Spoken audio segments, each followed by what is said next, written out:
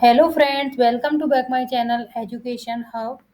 तो हमने प्रेजेंट और पास्ट टेंस की बात कर ली है। आज हम डिस्कस करते हैं फ्यूचर टेंस के बारे में कि फ्यूचर टेंस क्या होता है। देखो, फ्यूचर टेंस का तो आपको पता ही है। फ्यूचर मतलब आगे का भविष्यवाणी। हमको पता नहीं होती कि कल क्या होगा।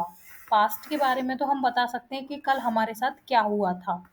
प्रेजेंट में हम बता सकते हैं हमारे साथ क्या हो रहा है, लेकिन फ्यूचर में हम नहीं बता सकते कि हमारे साथ क्या होगा।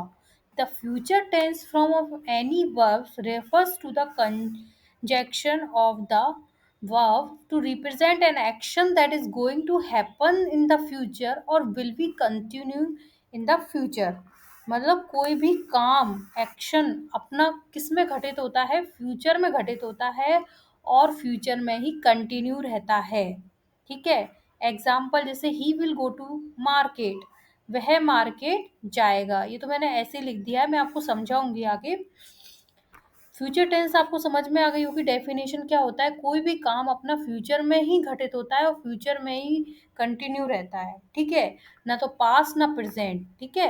ये टेंस बहुत कम काम आता है, लेकिन फिर भी हम इसको पढ़ेंगे। प्रेजेंट फ्यूचर सिंपल थोड़ा काम आता है, बाकी फिर भी इसके बारे में पढ़ना ज़रूरी है। तो मैं आपको एक बार डिस्कस करती हूँ इसके टाइप्स कितने होते हैं, क्या होता है। तो देखिए, types of the future tense. Simple future tense, simple future, future continuous, future perfect, future perfect continuous tense. वही 4 टाइप्स हैं जो हमने प्रेजेंट और पास्ट के पढ़े थे। तो देखिए, सबसे पहले हम आज डिस्कस करेंगे सिंपल फ्यूचर को। ठीक है। तो एक बार इनके बारे में देख लेते हैं। सिंपल फ्यूचर टेंस क्या होता है। Simple future tense use to denote an action that will happen in the future. कोई भी काम अपना फ्यूचर में जब घटित होता है तो वो होता है सिंपल फ्यूचर टेंस। मैं कल मार्केट जाऊंगा, तो कल जाऊंगा, आज थोड़ी जा रहा हूँ।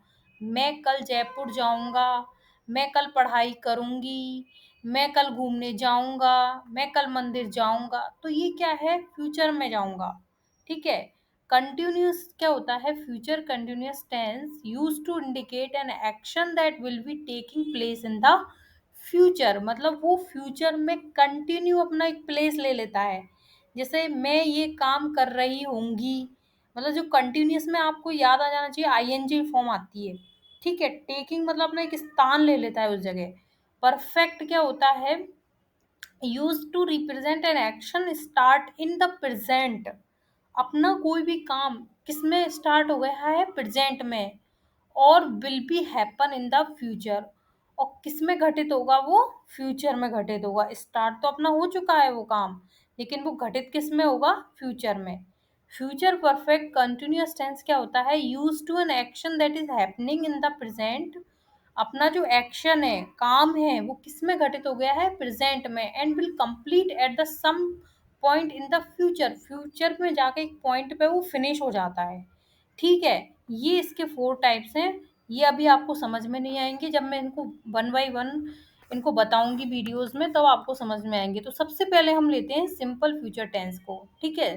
सिंपल फ्यूचर टेंस के बारे में हम पढ़ते हैं। Use to denote an action that will happen in the future. हमारा जो कोई काम है वो किस में घटित होता है, फ्यूचर में। It is called simple future tense. ठीक है। इसका स्ट्रक्चर क्या होता है, बहुत इजी है। सब्जेक्ट प्लस विल या शैल प्लस वर्ब की फर्स्ट फॉर्म प्लस ऑब्जेक्ट। इसमें क्या आता है, विल या शैल यूज होते हैं, मोस्टली विल यूज होता है, क्योंकि इसमें ना तो सेकंड फॉर्म लगती है ना थर्ड फॉर्म लगती है।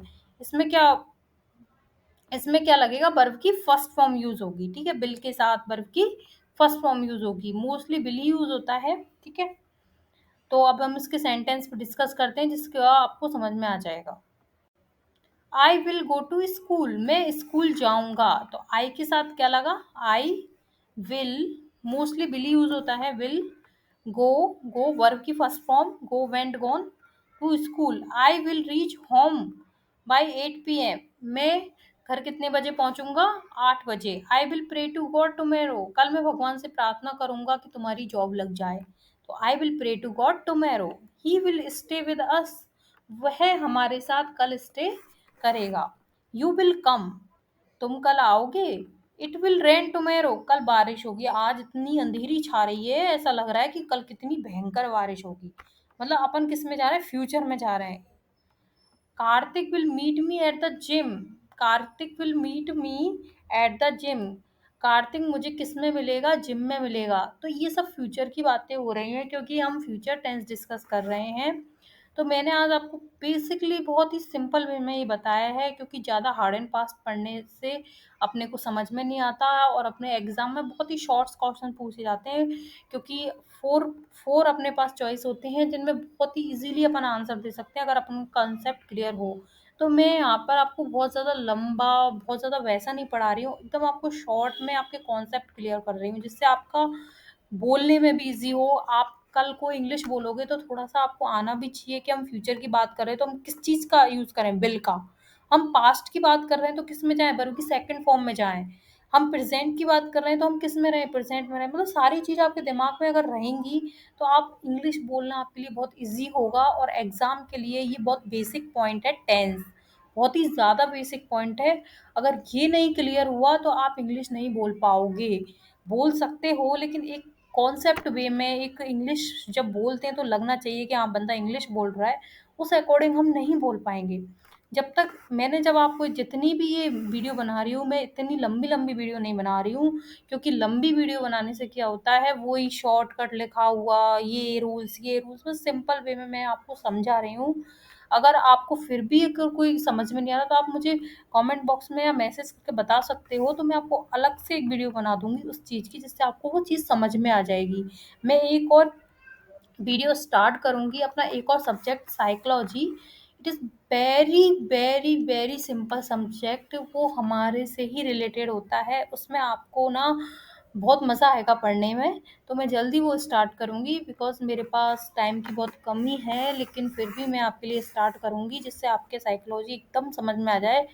साइकोलॉजी ऐसी सब्जेक्ट है जिसमें आप फुल में से फुल मार्क्स ला सकते हो। मेरे भी 30 में से 29 आए थे रीट में, लेकिन ठीक है। तो अगर आपको मेरा ये वीडियो पसंद आया हो तो एज़ यूजुअल लाइक करें, शेयर करें एंड इसको सब्सक्राइब करें। Thank you.